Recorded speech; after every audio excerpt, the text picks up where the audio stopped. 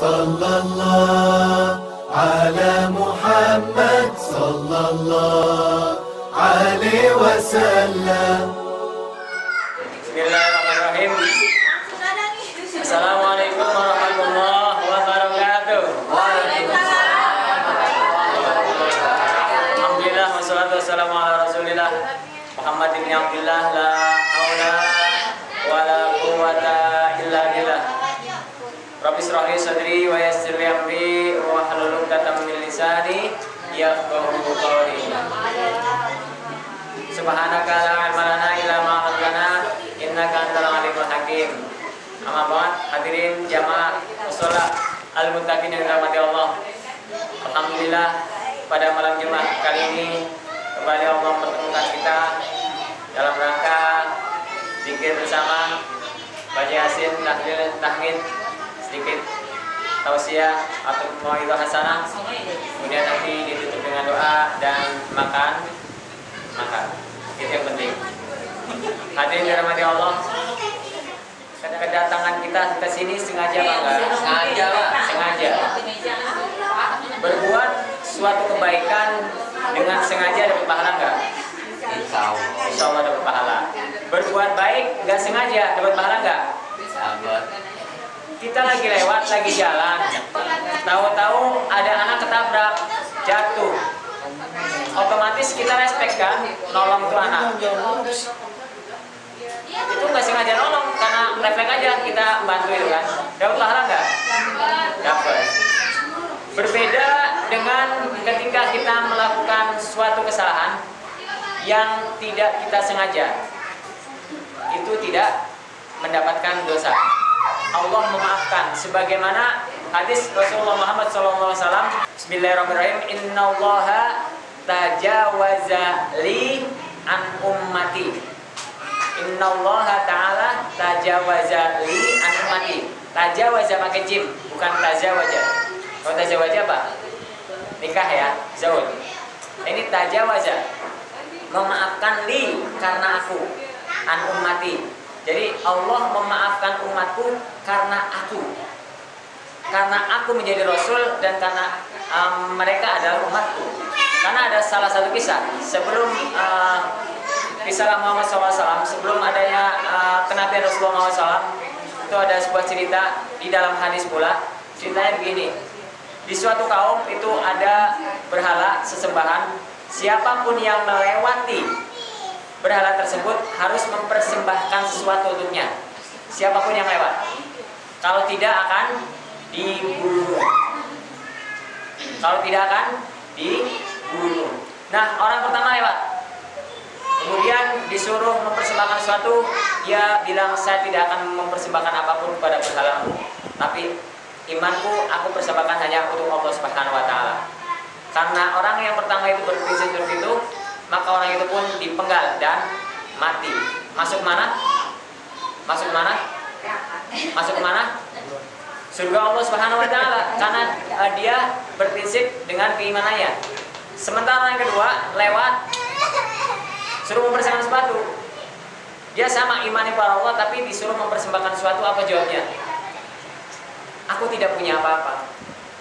Aku mau mempersembahkan apa? Berarti kalau punya sesuatu akan mempersembahkan dong.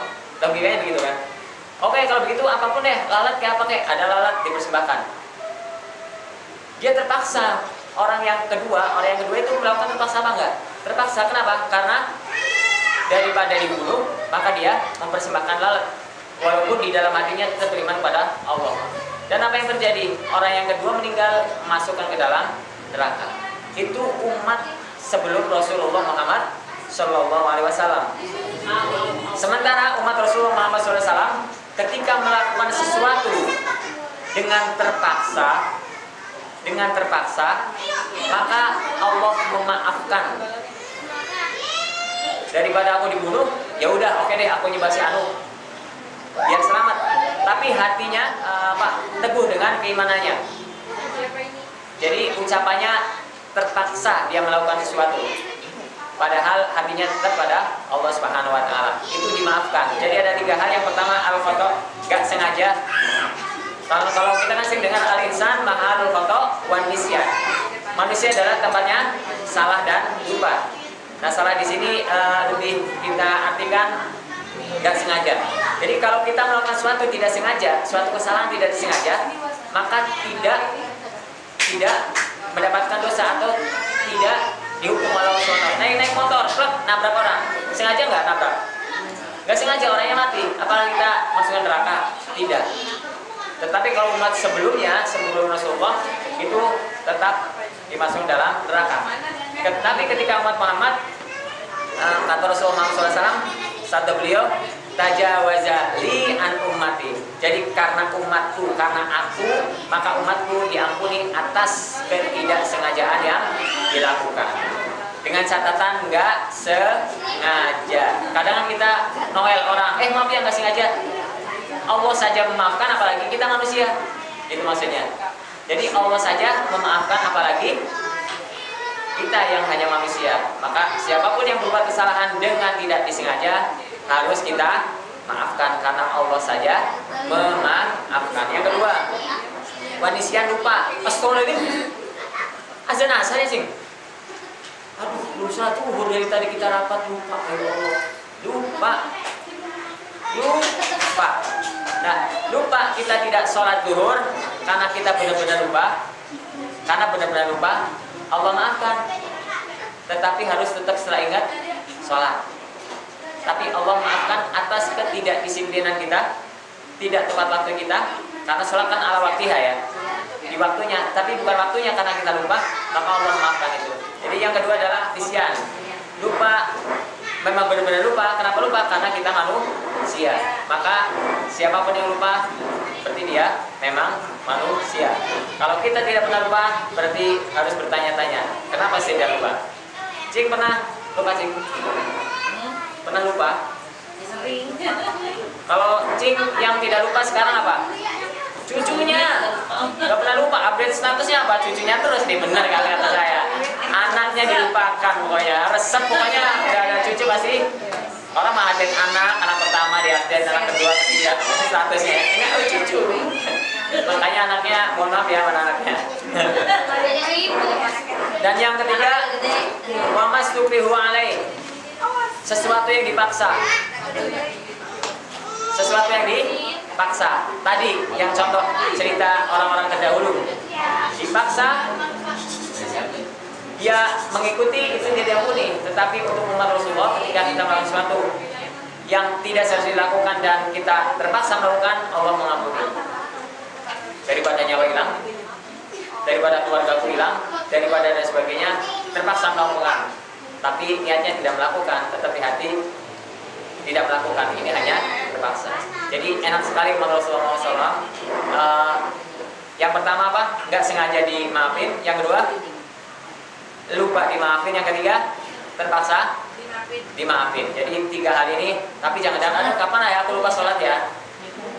Kapan saya lupa ini kan enggak? Tapi lupa kadang kan ketika kita sedang puasa, biasanya nggak puasa lupa makan. Itu subhanallah, Allah sayang banget, itu Allah langsung yang ngasih makan kita. Nah, yang kita harapkan kan yang lupa begitu ya. Lagi lapar-lapar tuh lupa makan itu. Puasa ya, itu udah kenyang itu. Udah kenyang. Ya, baru ingat, jangan pura-pura lupa ya. Jadi hadirin dirahmati Allah, pastikan ketika teman kita, saudara kita melakukan sebuah kesalahan karena tidak sengaja, pastinya kita maafin. Astagfirullahaladzim, lupa bayar utang. Oh iya, lupa, benar-benar lupa ya.